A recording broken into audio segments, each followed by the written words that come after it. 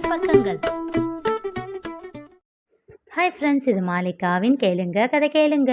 மானஸ் எழுதிய ஒரு கூட்டு பறவைகள், அத்தியாயம் 86. அன்று மதியம் மிருணாளினி வேணுவை அழைத்தாள். மாமா, எனக்கு ஒரு ஹெல்ப் வேணும். சொல்லுமா.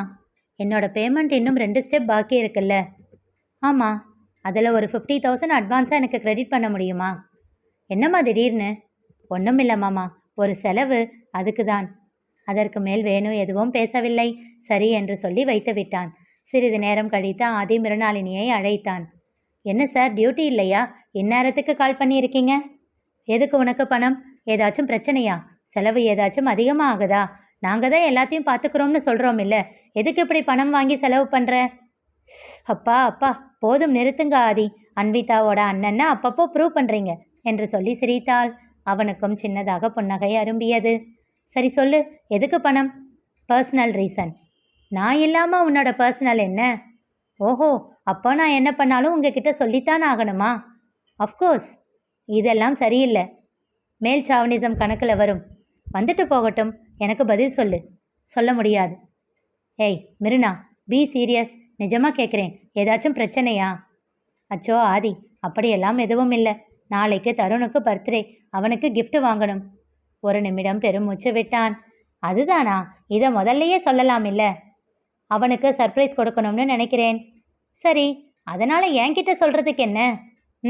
நீங்கள் உங்கள் ஓட்டவாய் வச்சுக்கிட்டு சும்மா இருப்பீங்களா? உடனே உங்கள் உடன்பிறப்புக்கிட்ட சொல்லிடுவீங்க. அவள் உடனே அவன்கிட்ட சொல்லிடுவா. உறக்க சிரித்தான் ஆதி. சேச்சே, எது சொல்லணும் எது சொல்லக்கூடாதுன்னு எனக்கும் தெரியும் மேடம். சரி சரி, அதுதான் ரீசன் சொல்லிட்டேன்ல. அக்கௌண்ட்டில் பணம் போட்டு விடுங்க. என்ன gift வாங்க போகிற? பைக். என்னது? திகைத்தான் ஆதி. எதுக்கு இவ்வளவு ஷாக்? என்ன திடீர்னு? திடீர்னு எல்லாம் இல்லை ஆதி. பல வருஷம் முன்னாடியே என் அப்பா கிட்ட அதை கேட்டான். அப்போது எனக்கு அகமதாபாத்தில் காலேஜ் சீட் கிடைச்சது. அப்பாவுக்கு ரொம்ப சந்தோஷம். அதுக்காக என்ன gift வேணும்னு என்கிட்ட கேட்டார். நான் ஸ்கூட்டி கேட்டேன். சரின்னு வாங்கி கொடுத்தாரு. அப்போ அவன் அப்பா கிட்ட அதை கேட்டான். நானும் காலேஜ் சேரும்போது எனக்கும் வாங்கி தருவீங்களா பெரியப்பா? சிரித்தார் அன்பு. டேய், பொண்ணுங்க தான் நினச்ச படிப்பை படிக்க ஆரம்பிக்கும் போதே ஜெயிக்க ஆரம்பிச்சிட்டாங்கன்னு அர்த்தம். ஆனால் பசங்களுக்கு அப்படி இல்லை. அவங்க படிப்பை முடித்து ஒரு வேலையில் சேர்ந்து சம்பாதிக்க ஆரம்பிக்கிறப்போ தான் ஜெயிக்க ஆரம்பிக்கிறாங்கன்னு அர்த்தம். அவங்கள நம்பி வருங்காலத்தில் ஒரு குடும்பம் வரப்போகுது. அதை தாங்கி படிக்கிறதுக்கான முதல் படி அதுதான். அதனால் நீ என்னைக்கு படிப்பை முடிச்சுட்டு வேலைக்கு போறியோ அன்னைக்கு உனக்கு வாங்கி தரேன். நிஜமா? நிஜமா. எனக்கு ஸ்கூட்டி எல்லாம் வேண்டாம் பெரியப்பா, பைக் தான் வேணும். அதுக்கு என்னடா, நீ என்ன கேட்குறியோ அதை வாங்கி தரேன். ப்ராமிஸ்? ப்ராமிஸ். அன்னைக்கு அப்பா அவனுக்கு ப்ராமிஸ் பண்ணார். ஆனால் இப்போ அதை நிறைவேற்ற அவர் இல்லை. அதான் அவருக்கு பதில் நான் நிறைவேற்றலாம்னு நினைக்கிறேன். ஓ, என்ன பைக் வாங்க போகிற? அதுக்கப்புறம் 2 வருஷம் கழித்து ஒரு நாள் வந்து அப்பா கிட்ட கேட்டான். அவனுக்கு ஹார்லி டேவிட்சன் பைக் தான் வேணும்னு. திகைத்தான் ஆதி. ஏய், அது மினிமம் 2.5 லட்சம் ஆகும். சிரித்தாள் மிருணாளினி. தெரியும், அதுதான் வாங்க போகிறேன். ஷோரூமில் விசாரித்தேன். டவுன் பேமெண்ட் 50,000 பண்ணிவிட்டு அப்புறம் மாதம் மாதம் இஎம்ஐ கட்டிக்கலாம். அது சரி என்றான் ஆதி. ஏன் ஆதி, இதில் உங்களுக்கு ஏதாச்சும் ப்ராப்ளமா? ஏன்னா கல்யாணத்துக்கு அப்புறம்தான் இஎம்ஐ கட்ட வேண்டியதாக இருக்கும். சிச்சி, என்ன பேசுகிற? நான் அப்படி யோசிக்கிற ஆளா? இல்லை, தெரியும். இருந்தாலும் கேட்கணும்னு தோணுச்சு. இன்னொரு தடவை இப்படியெல்லாம் கேட்காத. அதெல்லாம் சரிதான். 2.5 லட்சம் பைக்குக்கு இப்படி வாயை பிளக்குறீங்களே. அன்விதா வச்சிருக்காளே, அந்த பைக் எவ்வளவுன்னு உங்களுக்கு தெரியாதா? மேடம், அது எங்கள் சித்தி அவளுக்கு வாங்கி கொடுத்தது. நான் அந்த அளவுக்கெல்லாம் இல்லைம்மா, மாத சம்பளக்காரன் என்று சொல்லி சிரித்தான். மிருணாளினியும் சிரித்து விட்டாள். ஓ, பயந்துட்டீங்களா நான் ரொம்ப செலவு பண்ணுவேன்னு? அடேங்கப்பா, நீ செலவு பண்ணிட்டாலும் எனக்கு தெரியாதா உன்னை பற்றி? என்னோட ஆச்சரியமே அதனால தான். 1 ரூபாய்க்கு அவ்வளவு யோசிப்ப? அவ்வளவு பணம் கொடுத்து இப்போ தம்பிக்கு பைக் வாங்கி கொடுக்கிறியே, அவன்னா அவ்வளவு இஷ்டமா? மிருணாளினி பதில் சொல்லாமல் புன்னகைத்தாள்.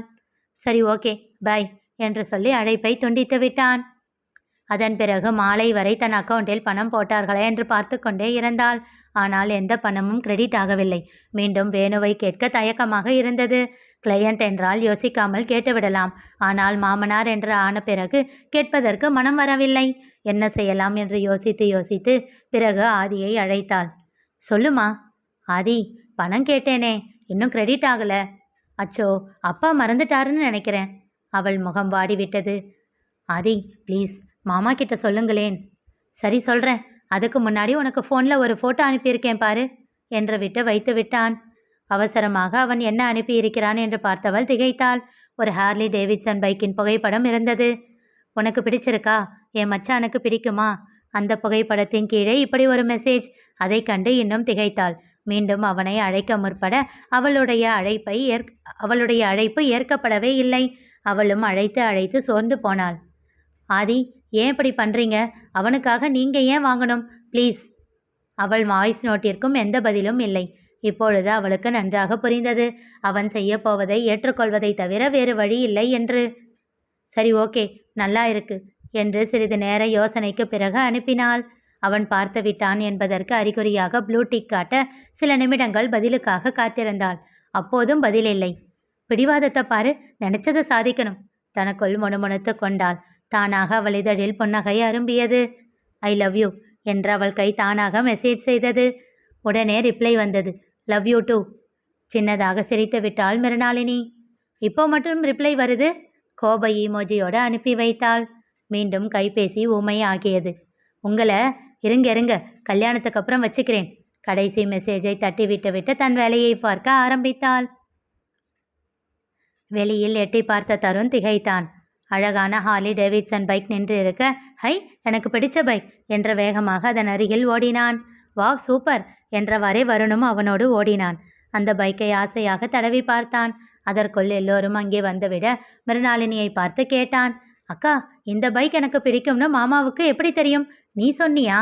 அவள் புன்னகையோடு ஆமாம் என்பதை போல் தலையசைத்தாள்.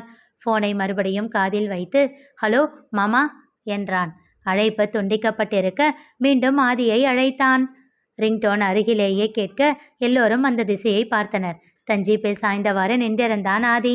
அவனை கண்டு சிறு குழந்தையைப் போல் அவனிடம் ஓடி அவன் கையை பிடித்து இழுத்து வந்தான். சிரித்து கொண்டே அவன் இழுப்புக்கு வந்தான் ஆதி. வாங்க மாப்ள என்றார் நாயகி. தலையசைப்போடு அவர்கள் அருகில் வந்து நின்றான். உனக்கு பிடிச்சிருக்கா என்று கேட்டான். ரொம்ப பிடிச்சிருக்கு மாமா என்றான் சந்தோஷமாக. அவன் கன்னம் தட்டி கொஞ்சினான் ஆதி. ஆனா நீங்க எதுக்கு மாமா வாங்குனீங்க? கொஞ்சம் வருத்தத்தோடு கேட்டான்.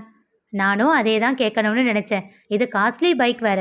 ஏன் மிருனா, நீயே வாங்கி கொடுத்துருக்கலாம் இல்ல என்றார் நாயகி கொஞ்சம் கண்டிப்போடு. அவள் ஆதியை மறைத்தாள்.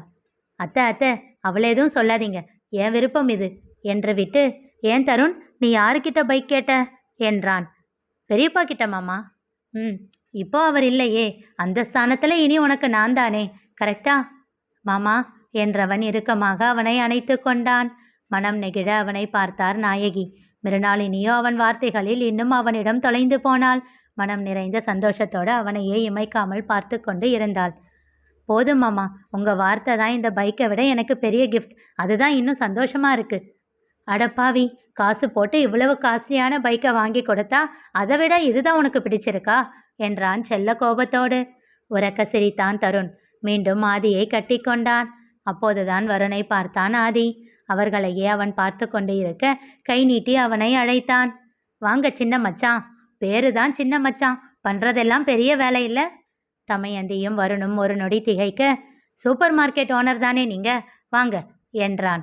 தமையந்தியும் வருணும் ஒருவரை ஒருவர் அதிர்ச்சியோடு பார்த்து கொண்டனர். மாமா, உங்களுக்கு எப்படி தெரியும்? எங்களுக்கே இப்போதான் தெரியும், அதுக்குள்ள அக்கா சொல்லிட்டாளா என்றான் தருண். அவன் பதில் அளிக்காமல் புன்னகைத்தான். கண்கள் சுருக்கி ஆதியை பார்த்தாள் மிருணாளினி. நான் எப்போ சொன்னேன்? இவர்தான் என் காலை அட்டன் பண்ணவே இல்லையே என்ற யோசனையோடு இருக்க அவளை கண்டுகொள்ளாமல் வருணையும் இழுத்து தன் மற்றொரு கையால் அணைத்து கொண்டான் ஆதி. 2 பேருமே எனக்கு வேற வேற இல்லை, சரியா? உன்னோட பர்த்டே எப்பன்னு சொல்லு, அப்போ உனக்கு என்ன பிடிக்குமோ வாங்கி கொடுக்குறேன் என்றான். இல்லை மாமா, அதெல்லாம் வேண்டாம், நீங்கள் கொடுத்த உரிமையே போதும் என்றான் தயக்கமாக. டேய், என்னடா பெரிய மனுஷன் மாதிரி பேசிக்கிட்டு என்று தருண் அவனை செல்லமாக அடிக்க, தமையந்தியோ இந்த அன்புக்கெல்லாம் நாங்கள் தகுதியானவர்கள் தானா என்று வேதனையோடு பார்த்து கொண்டு இருந்தார். அப்புறம் பைக்குக்கு காசு மட்டும்தான் நான் கொடுத்தேன், செலக்ட் பண்ணது உன்னோட கேர்ள் ஃப்ரெண்ட் என்றான் ஆதி. திகைப்பாக வருண் பார்க்க, ஐயோ மாமா சும்மா இருங்க, எத்தனை தடவை சொல்கிறது, கேர்ள் ஃப்ரெண்ட் இல்லை வெறும் ஃப்ரெண்டுன்னு என்றான் தருண் கொஞ்சம் கோபமாக. ஆதி உரக்க சிரித்து விட்டு, சரி விடு, கேக் எல்லாம் கட் பண்ணியாச்சா என்றான். இன்னும் இல்லை என்றான் தருண். அப்போ வாங்க என்று விட்டு அவன் முன்னால் நடக்க அவன் கூடவே மிருணாளினி, நாயகி, தமையந்தி மூவரும் சென்றனர். தருணும் அவர்கள் பின்னால் செல்ல அவன் கையை பிடித்து நிறுத்தினான் வருண். என்னடா? அந்த கேர்ள் ஃப்ரெண்ட் யாரு? டேய், அவருக்கு தான் வேற வேலை இல்லை. உனக்குமா? அவரோட தங்கச்சிடா. என் காலேஜ் தான், என்னோட ஜூனியர். இவங்க 2 பேரும் லவ் பண்ண ஆரம்பிக்கிறதுக்கு முன்னாடி இருந்தே அவ எனக்கு ஃப்ரெண்ட். இவர் தான் தேவையில்லாமல் எப்போ பார்த்தாலும் கேர்ள் ஃப்ரெண்டுன்னு சொல்கிறாரு. ஏய் அண்ணா, லூசா நீ? டேய், பின்ன என்ன? நீ இல்லைன்னு சொல்லியும் அவர் திரும்ப திரும்ப சொல்கிறாருன்னா என்னைக்காச்சும் நீ ஆமாம்னு சொல்ல மாட்டியான்னு எதிர்பார்க்குறாருன்னு நினைக்கிறேன். அதை கேட்டு பெரியதாக அதிர்ந்தான் தருண். நிகழப்போவது என்ன தெரிந்து கொள்ள தொடர்ந்து கேளுங்க, கதை கேளுங்க. மீண்டும் சந்திப்போம்.